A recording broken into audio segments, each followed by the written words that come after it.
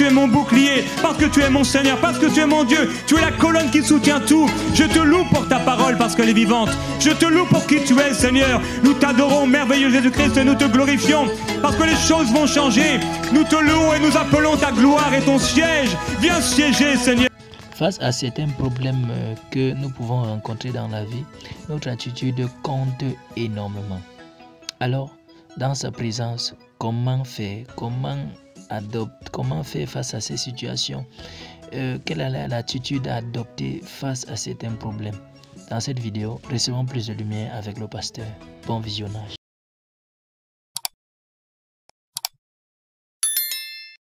Je voudrais qu'on puisse aller ensemble dans 2 Rois. Dans 2 Rois au chapitre 6, au verset 8. Merci Seigneur. Il est écrit, le roi de Syrie était en guerre avec Israël. Il consulta ses serviteurs et dit, mon camp sera à tel ou tel endroit. Mais l'homme de Dieu envoya dire au roi d'Israël, garde-toi de passer par cet endroit, car les Syriens y descendent.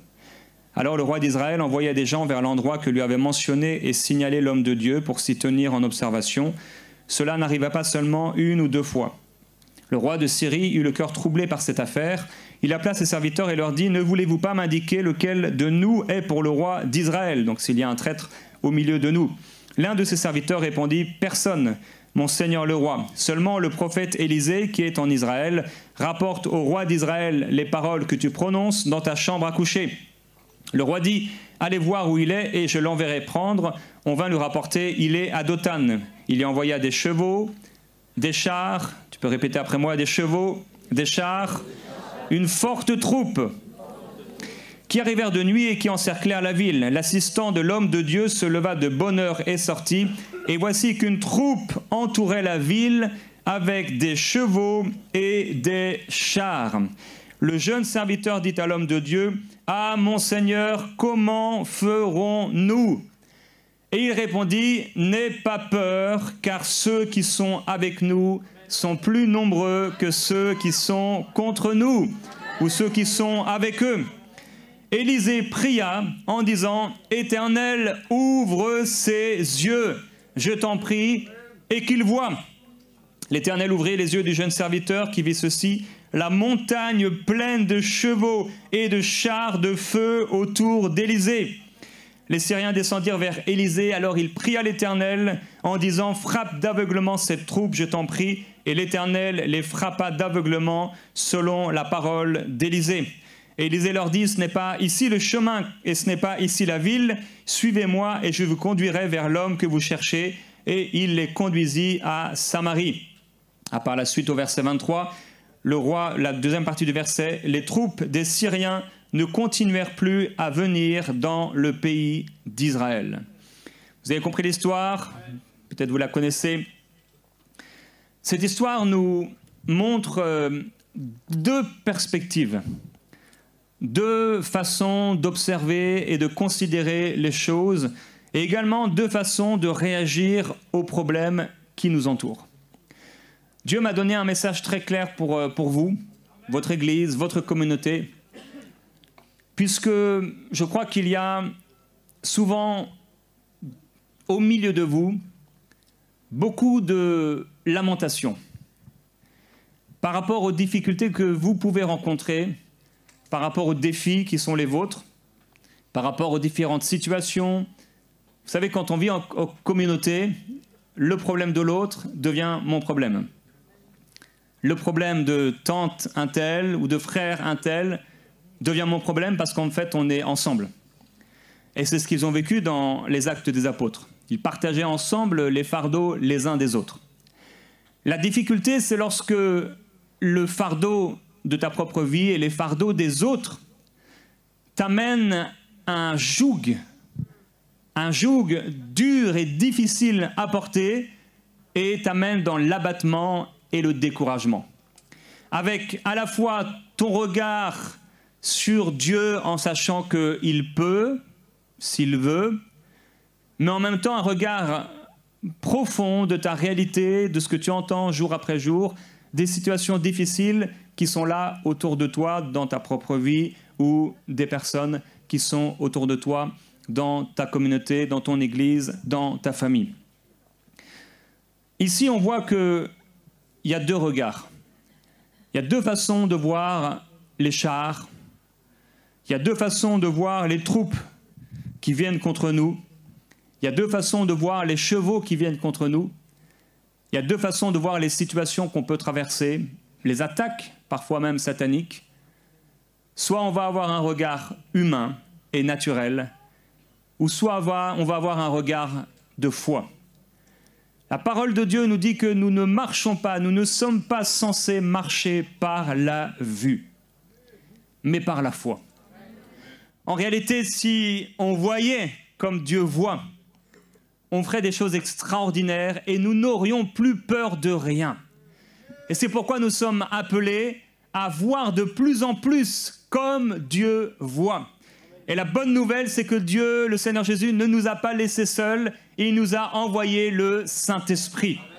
L'Esprit de vérité, l'Esprit qui nous révèle les choses qui sont cachées, ce que l'œil n'a pas vu, ce que l'oreille n'a pas entendu, ce qui n'est pas monté au cœur de l'homme, ce que Dieu a réservé pour nous. Ces choses nous sont révélées dans notre être intérieur par le Saint-Esprit. Ce ne sont pas des choses qui sont révélées dans notre intelligence. Elle ne comprend pas les choses de Dieu. Elle est rebelle aux choses de Dieu lorsqu'elle n'est pas renouvelée. Mais c'est avant tout la révélation que le Saint-Esprit apporte dans le cœur de quelqu'un. Révélation qu'on peut amener ou qui va susciter la foi. La foi, c'est cette dimension surnaturelle dont on a tous besoin. On devrait constamment s'encourager à la foi. On devrait être des Barnabas, des fils d'exhortation qui encouragent les autres à croire et à persévérer, qui encouragent les autres et qui prient pour que le Seigneur puisse ouvrir leurs yeux et qu'ils réalisent qu'en fait, en réalité, ce Goliath n'est rien par rapport à la puissance de Dieu, par rapport à la gloire de Dieu, par rapport à l'autorité de Dieu, par rapport au sacrifice de Jésus-Christ et à ce qu'il a acquis pour nous à la croix du Calvaire, car Jésus nous a rendus non seulement vainqueurs, mais plus que vainqueurs. Il nous faut absolument choisir la foi. Il nous faut vivre par la foi.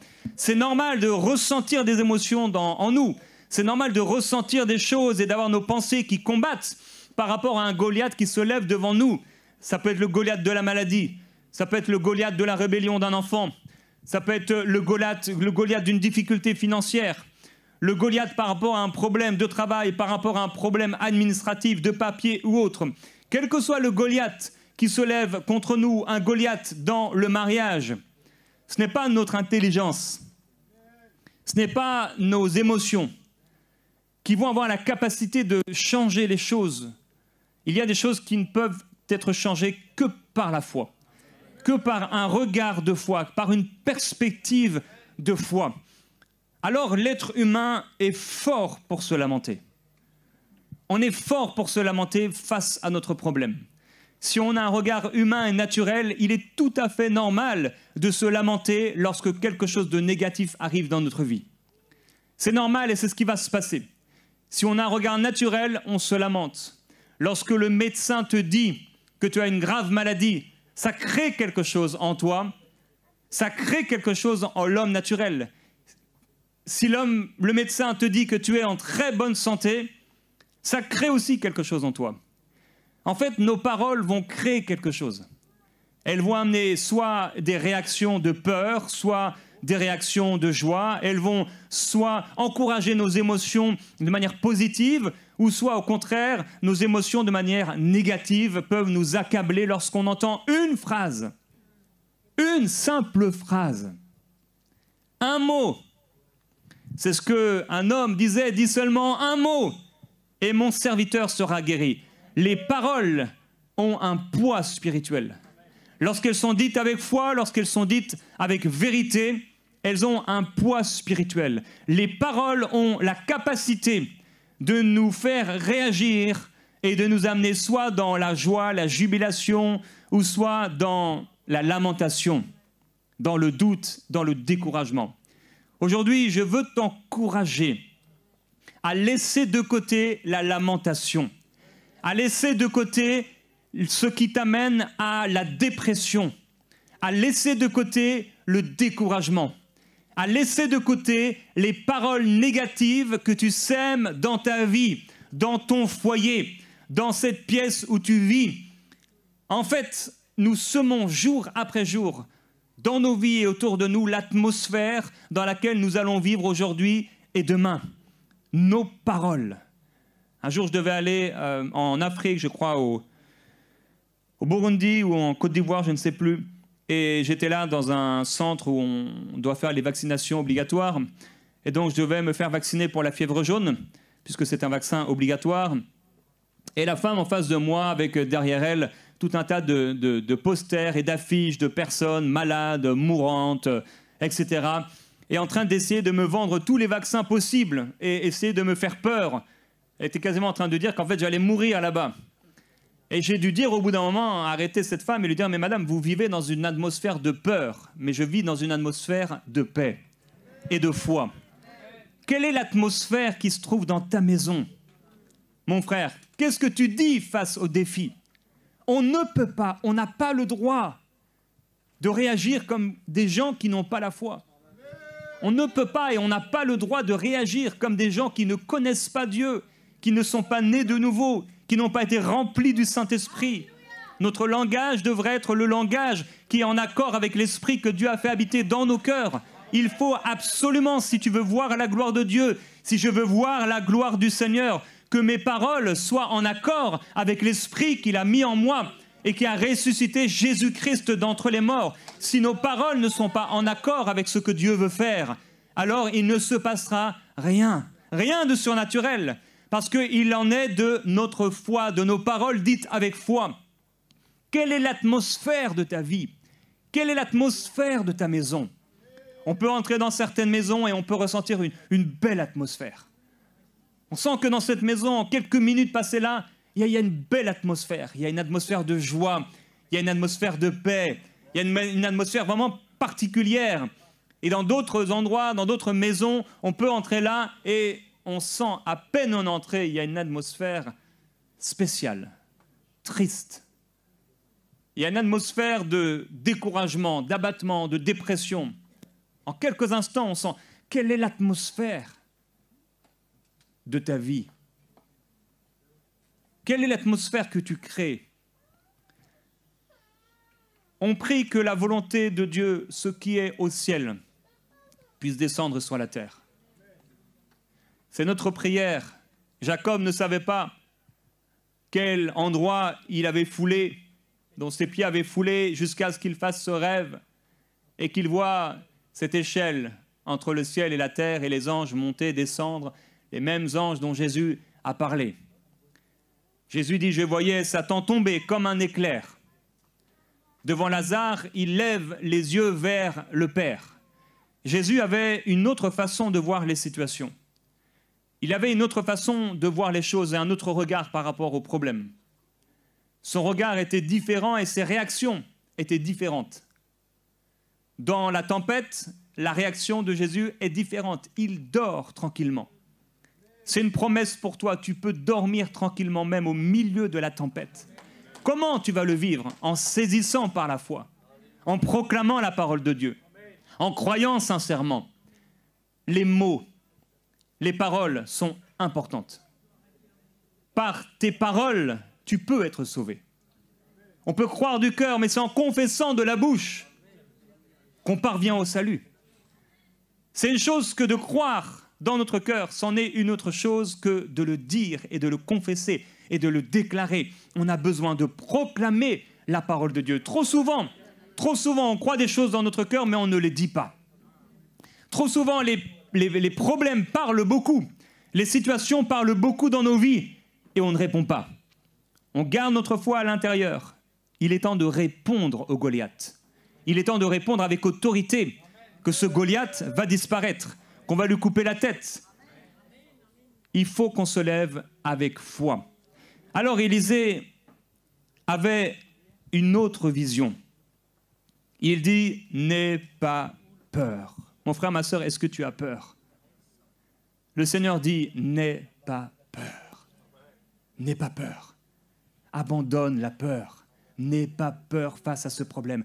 N'aie pas peur face à ton enfant et ce qu'il est en train de vivre. N'aie pas peur, fais confiance en Dieu. Fais confiance dans le Seigneur. N'aie pas peur, n'agis pas comme l'homme naturel. Il ne reçoit pas les choses de l'Esprit de Dieu, cet homme naturel, l'homme psychique. Mais celui qui agit par la foi fait descendre la volonté de Dieu sur la terre. Il fait descendre une atmosphère de foi, une atmosphère de louange. N'aie pas peur, car ceux qui sont avec nous sont plus nombreux que ceux qui sont avec eux. Si on pouvait voir dans ce lieu tous les anges qui sont là. Lorsque tu rentres chez toi, tu es accompagné par des anges. Les anges nous entourent, c'est une réalité.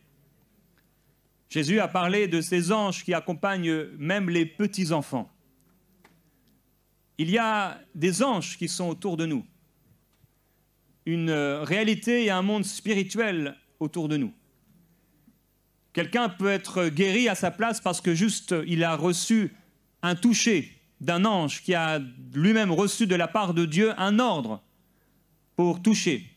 Ne sont-ils pas des esprits envoyés pour exercer un ministère en faveur de ceux qui doivent hériter du salut?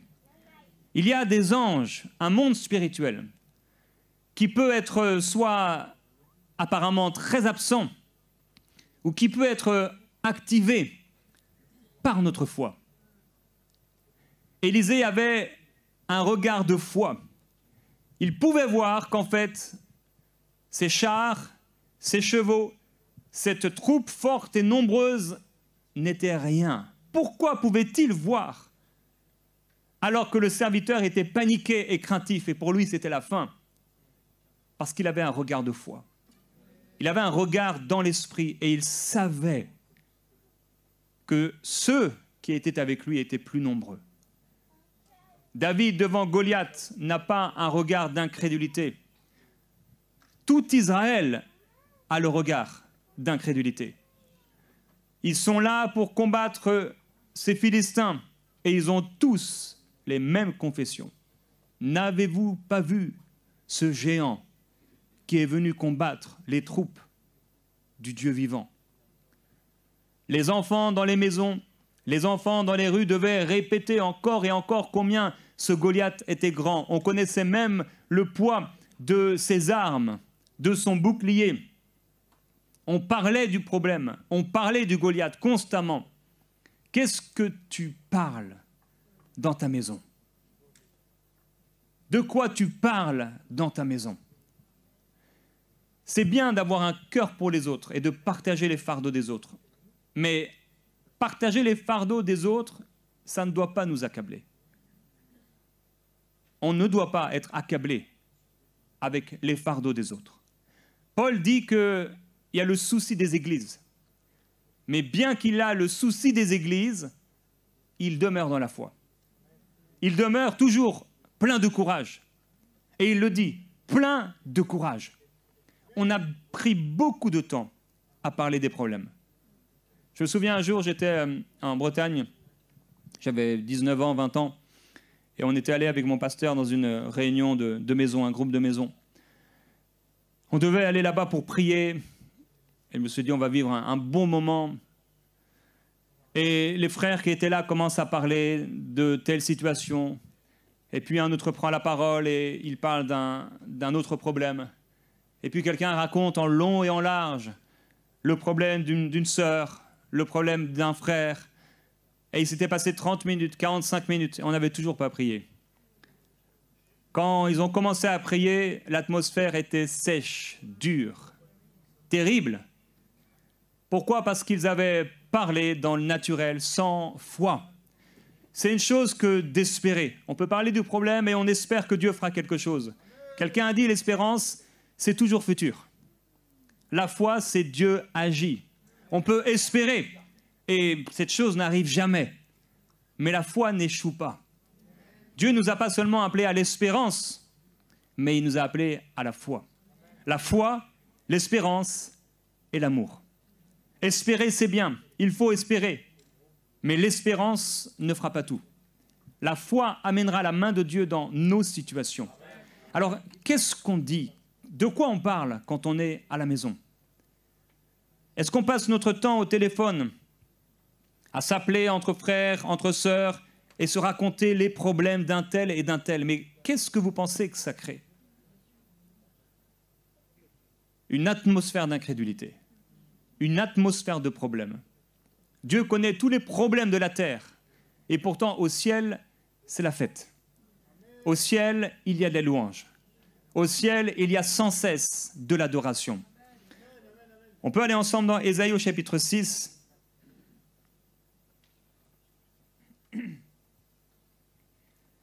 Et au verset 1, il est écrit que l'année de la mort du roi Osias, donc c'est Ésaïe qui parle, je vis le Seigneur assis sur un trône très élevé, et les pans de sa robe remplissaient le temple. Des séraphins se tenaient au-dessus de lui, ils avaient chacun 6 ailes, 2 dont ils se servaient pour voler, 2 dont ils se couvraient la face, et 2 dont ils se couvraient les pieds. Ils criaient l'un à l'autre et disaient, que disaient-ils? Ils disaient, Saint, Saint, Saint est l'Éternel des armées, toute la terre est pleine de sa gloire. Frères et sœurs, est-ce qu'à l'époque, la terre était pleine de la gloire de Dieu? Est-ce qu'aujourd'hui, la terre est pleine de la gloire de Dieu? Est-ce que ta maison est pleine de la gloire de Dieu? Et pourtant, même si ta maison n'est pas pleine et remplie de la gloire de Dieu, tu peux amener la gloire de Dieu à remplir ta maison. Lorsque nous proclamons des louanges, lorsque nous déclarons la bonté de Dieu, lorsque nous proclamons la puissance de Dieu, lorsque devant nos problèmes et nos difficultés, nous disons comme David combien notre Dieu est plus grand que le Goliath, plus grand que nos défis. Lorsque nous voyons et que nous regardons à Dieu, les choses changent, notre regard change. On doit amener par la louange Dieu à siéger dans notre vie, dans nos maisons, dans nos habitations. Nous devons voir le Seigneur siéger. Mais comment et où Dieu va siéger? Dieu ne siège pas au milieu de l'incrédulité. Dieu ne siège pas au milieu des problèmes et des difficultés. Il siège au milieu de la louange de son peuple. Devant les difficultés, l'homme naturel ne peut pas louer. Il ne veut pas louer Dieu. Il a envie de se lamenter, il a envie de pleurer. Il peut être triste et malheureux. Mais on ne peut plus accepter de vivre comme cela. Il faut qu'on change. Il faut qu'on laisse le Saint-Esprit exercer son ministère, se mettre en accord avec lui et commencer à louer Dieu. Merci au Seigneur pour les hommes et les femmes qu'on a autour de nous et qui peuvent nous encourager à ne pas sombrer dans la dépression, dans le découragement. Combien de fois, Annabelle, mon épouse, a pu m'encourager à avoir la bonne attitude. Je prie que tu aies un Barnabas qui t'encourage toujours à avoir la bonne attitude. Je prie que tu deviennes ce Barnabas qui encourage les autres à la foi. Tu dois oser avoir la foi et continuer de croire et continuer de dire que le Seigneur va agir. Tu vas troubler la pensée de cette personne, mais tu dois le dire. Tu dois continuer de proclamer la grandeur et la bonté de Dieu. Nos mots sont importants. Nos paroles sont importantes. Comment les paroles qu'on a pu recevoir dans l'enfance ont pu forger notre vie? Combien des gens, jusqu'au jour de leur mort, sont liés par des paroles qu'ils ont entendues étant enfants, comme le fait qu'ils n'étaient pas voulus, qu'ils n'étaient pas désirés, qu'ils étaient simplement là et que c'était une erreur. Et ils vivent avec ces paroles. Comment quelqu'un peut vivre avec une parole de quelqu'un qui lui a dit « je te déteste, je te hais ». Comment des parents peuvent avoir le cœur brisé par un enfant qui leur dit que tu n'es pas mon père, tu n'es pas ma mère, je te hais, je te déteste. Nos paroles ont un poids. Nos paroles ont un impact. Et on peut, par nos paroles, par nos louanges, amener un impact spirituel dans nos vies, dans nos maisons, chez nos enfants, chez nos frères, chez nos sœurs, dans notre église, dans notre communauté. Nos paroles de louange vont amener la gloire du Seigneur à siéger. Qu'est-ce qu'ils font ici? Isaïe dit, ils crient, et ils crient sans cesse, l'un à l'autre, en disant « Saint, Saint, Saint est l'Éternel des armées ». Vous savez, il y a ces chants qu'on répète simplement parce qu'ils sont écrits, parce qu'ils sont inscrits sur l'écran. Mais il y a aussi de ces chants qui parfois sont inscrits sur l'écran, mais ça vient d'une ferveur. Ça vient d'une vie spirituelle réelle. Ça vient d'une intimité avec Dieu. Et c'est comme de l'huile, comme du miel qui sort de notre bouche. On est rempli du Saint-Esprit. On ressent la présence du Seigneur. Et plus on proclame la gloire de Dieu, plus on proclame la bonté de Dieu, et plus on est fortifié, plus on est édifié, plus on est rempli de courage. Ta louange, en effet, comme on l'a chanté, est une arme.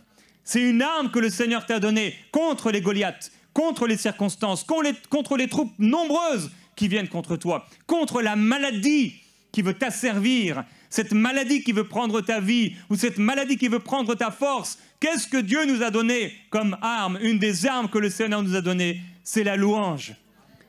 Dans un psaume, il répète sans cesse, inlassablement, il répète « car sa bienveillance dure à toujours ». Le psaume 136, on ne le lira pas, mais je crois 26 fois, il répète encore « car sa bienveillance dure à toujours ». Il répète encore et encore les mêmes paroles sans se lasser. Parfois, la présence du Seigneur est forte sur moi et je répète simplement des paroles, mais je ne les répète pas pour les répéter, je les répète parce que je sens la présence et l'onction du Seigneur qui m'amène à l'adorer, à le glorifier. Ce sont des mots simples. Je lui dis combien je l'aime et je le répète encore et encore. Je t'adore, Jésus-Christ.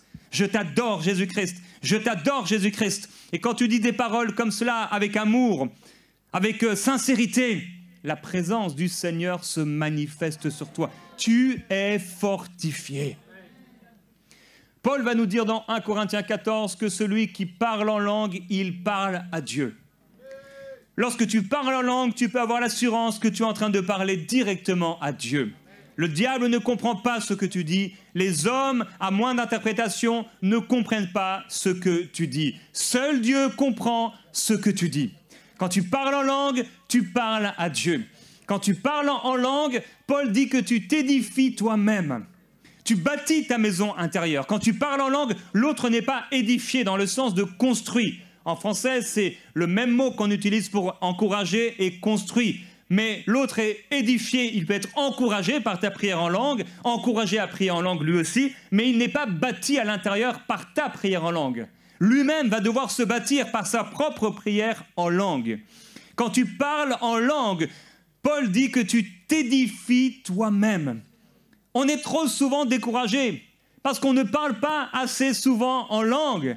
Combien de personnes ont demandé le baptême du Saint-Esprit? Ils ont été baptisés du Saint-Esprit et ils ont dit comme les gens lorsqu'ils ont vu la manne et les Israélites, mais qu'est-ce que c'est? Est-ce que c'est juste ça?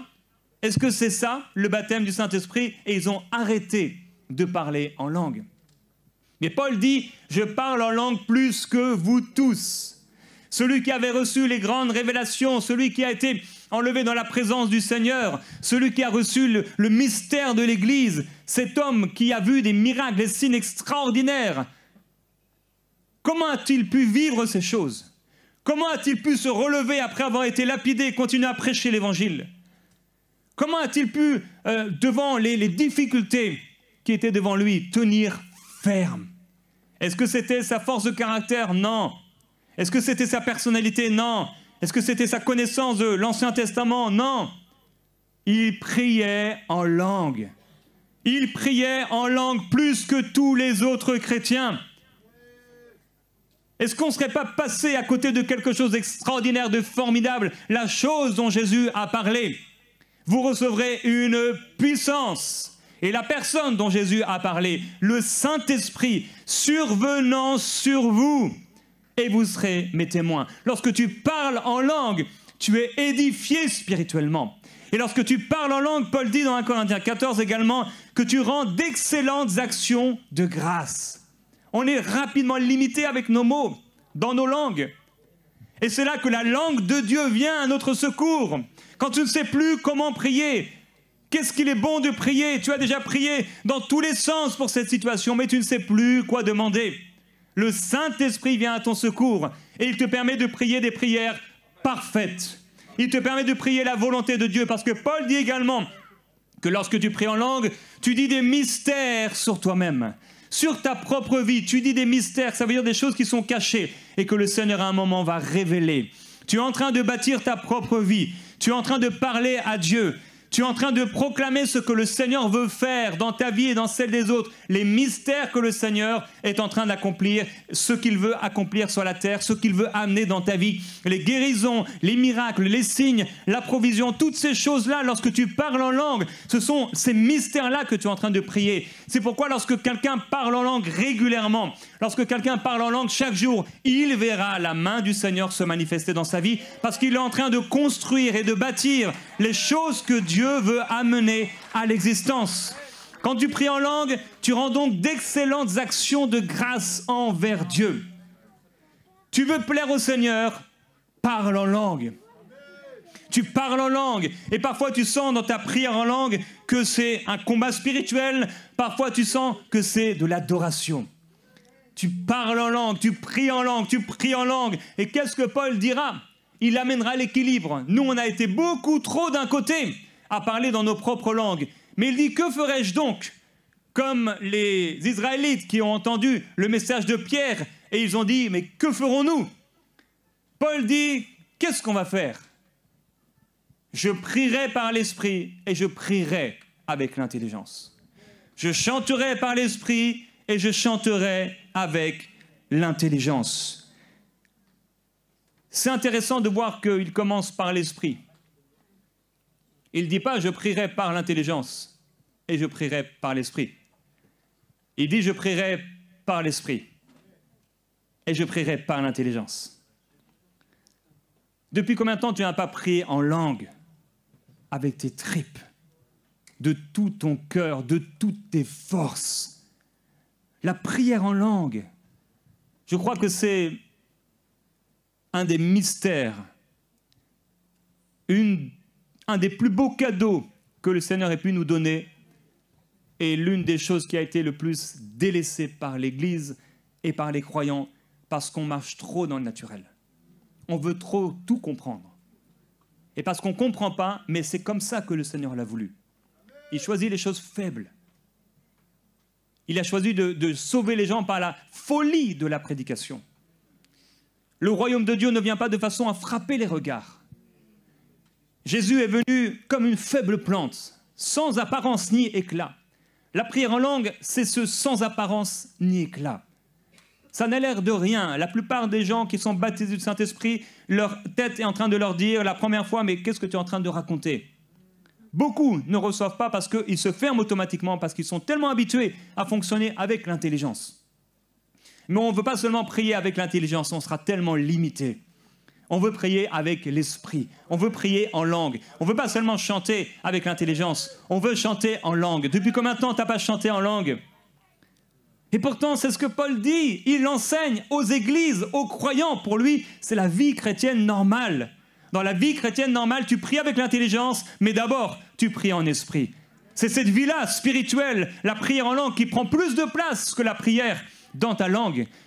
Il dit, je prie en langue plus que vous tous. Je suis persuadé, convaincu, que la plupart des prières que Paul pouvait faire, c'était des prières en langue. Parce que s'il pouvait dire qu'il priait en langue plus que tous, alors qu'eux-mêmes déjà priaient en langue, s'il priait en plus dans sa langue, plus que cela, finalement il passait 24 heures du temps à prier en langue chaque jour, il priait en langue énormément. On veut voir le Seigneur agir, on doit prier en langue.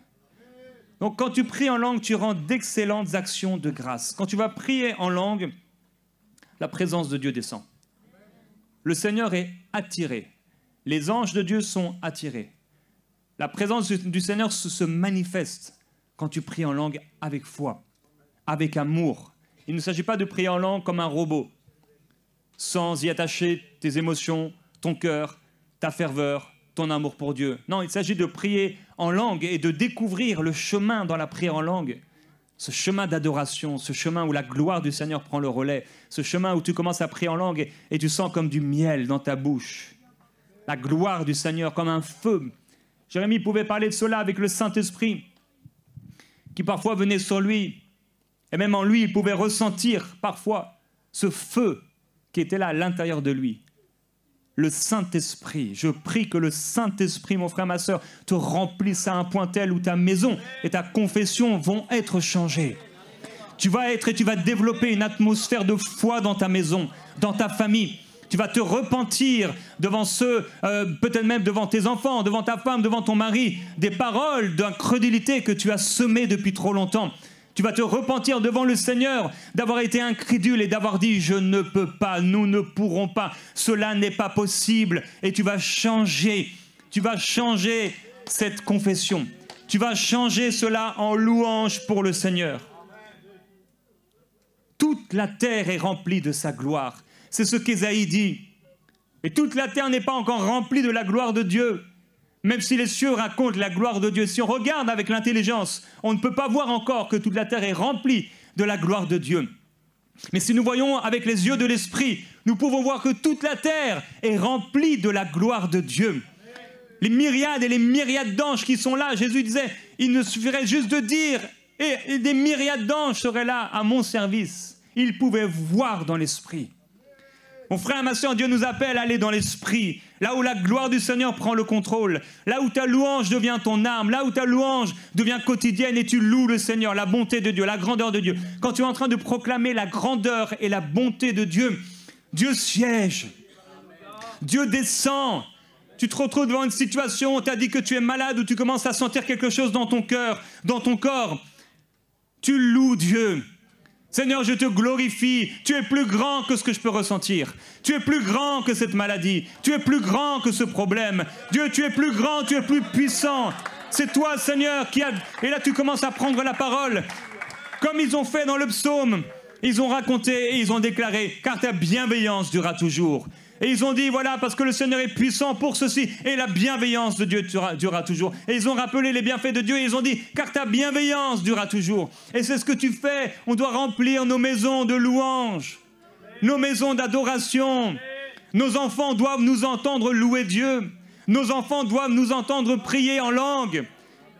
Comme des fous, on doit prier de tout notre cœur. Parce qu'il y a parfois un combat spirituel. Et quand tu pries en langue et que tu entres dans le combat spirituel, tes prières sont parfaites. Reçues directement du ciel, de Dieu. Et il peut envoyer ses anges dans ta vie, dans la situation que tu traverses, avec la prière en langue, avec la louange, lorsque tu racontes la gloire du Seigneur. Tout comme lorsque dans certaines maisons, on raconte des choses ténébreuses, ça amène une présence ténébreuse. Mais quand on raconte la gloire de Dieu, ça amène quelque chose de spécial. Quand on parle du Saint-Esprit, ça amène l'Esprit à se manifester. Tu peux être dans une réunion où on parle du Saint-Esprit, les gens vont vivre des choses avec le Saint-Esprit. Tu es dans une réunion où on parle de la guérison, les gens sont guéris. Tu es dans une réunion où on parle du baptême du Saint-Esprit, les gens sont baptisés du Saint-Esprit. Tu es dans une réunion et si quelqu'un, un pasteur, prend le micro et il est là dans l'incrédulité, dans la peur et dans le doute, ça va amener la peur et le doute dans la vie de la personne. Cette semaine, quelqu'un est venu me voir parce qu'il a reçu de la part de quelqu'un un rêve. Et dans ce rêve, la personne lui disait « Je t'ai vu ».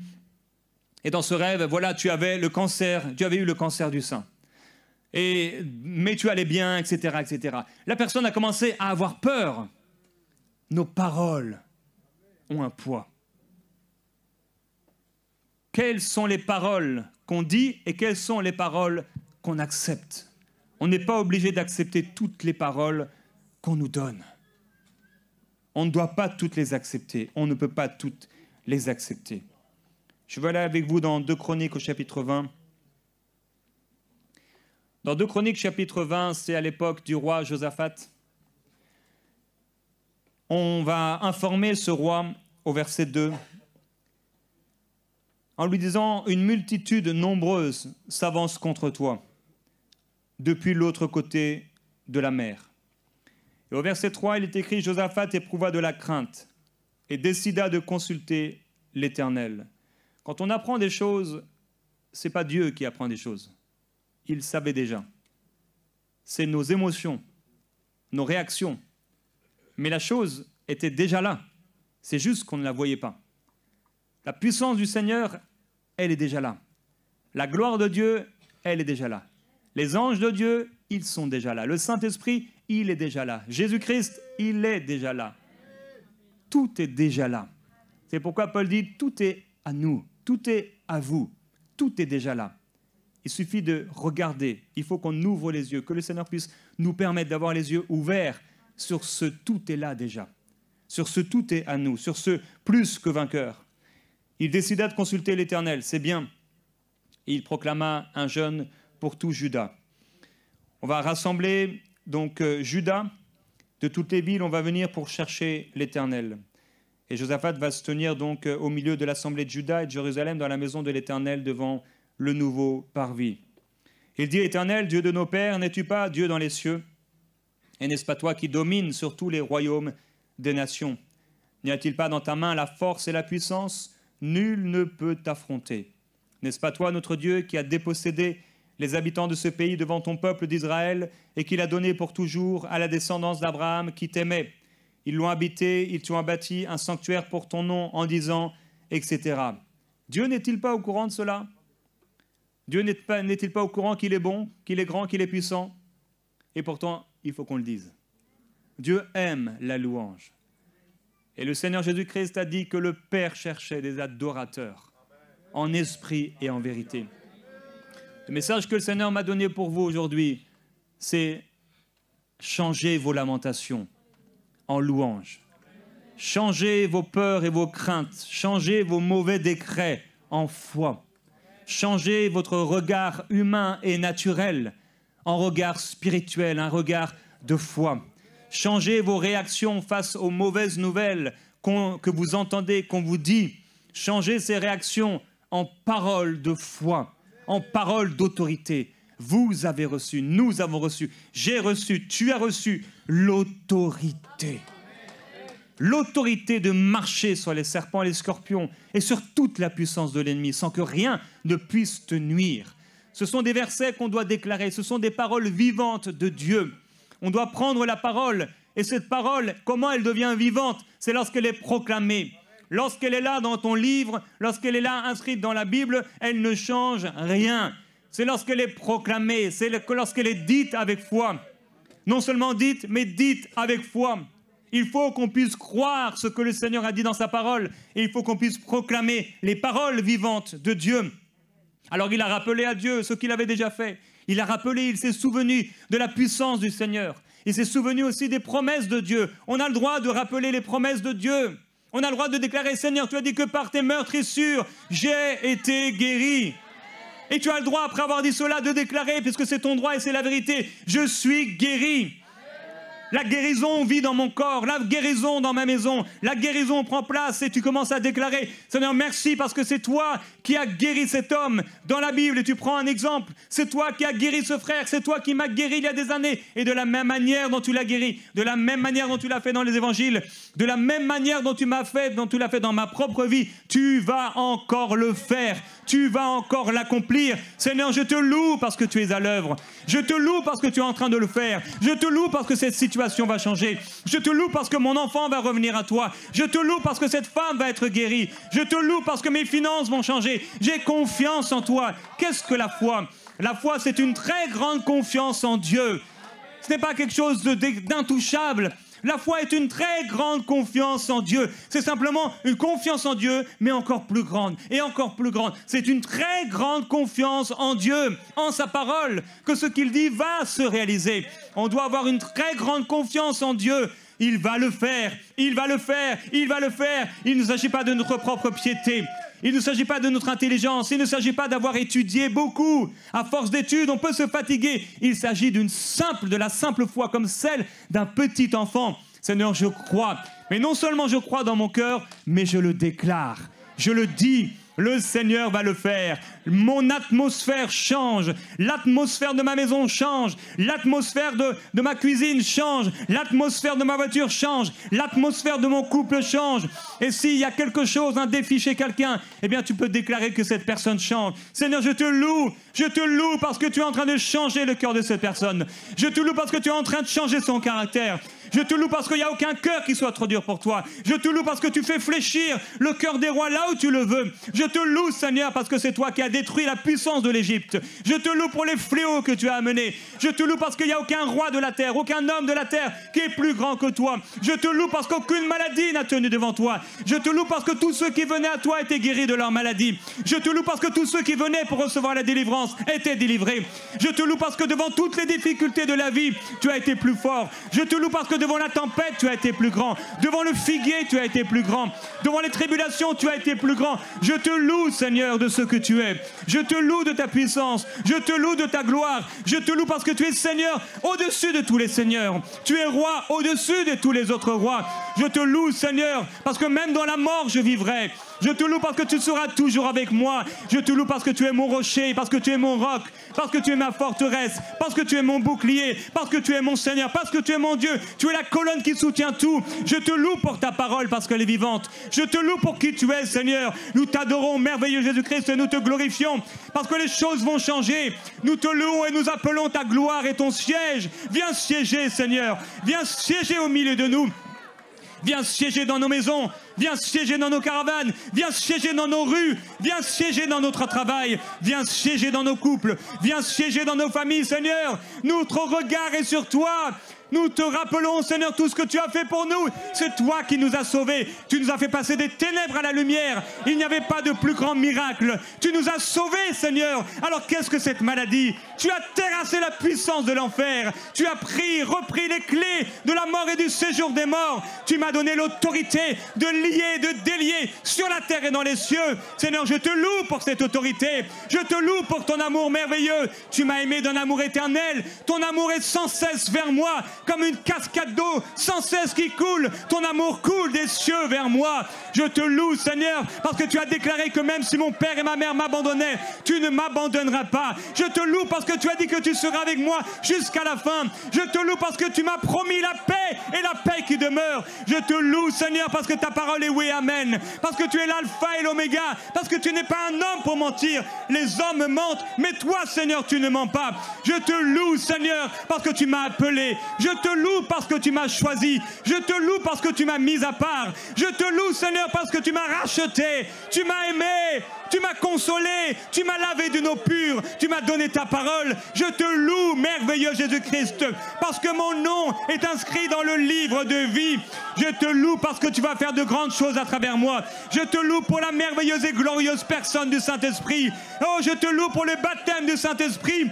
Ce soir, mon frère, ma soeur, reçois le baptême du Saint-Esprit. Ouvre ta bouche maintenant. Celui qui n'est pas baptisé du Saint-Esprit, ouvre ta bouche et commence à parler en langue. Là où tu es, tu as attendu depuis longtemps ce baptême du Saint-Esprit et ce soir, le baptême du Saint-Esprit t'est donné. Reçois et commence à parler en langue là où tu es. Ouvre ta bouche. Ne parle plus dans ta propre langue, mais simplement fais monter ces syllabes et ces mots. Fais monter ce son. Maintenant, ici la dayabo, yei calabros sotolo. Alléluia, le Seigneur l'a fait. C'est fait ce soir. Le Seigneur t'a rempli. Le Seigneur t'a rempli. Le Seigneur t'a rempli. Merveilleux Jésus-Christ.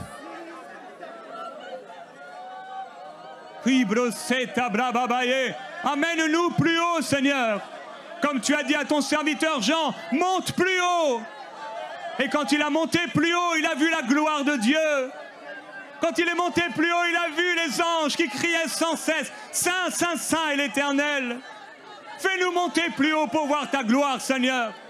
Assis dans les lieux célestes avec toi, c'est là où nous sommes. Nous voulons agir de la sorte, vivre de la sorte.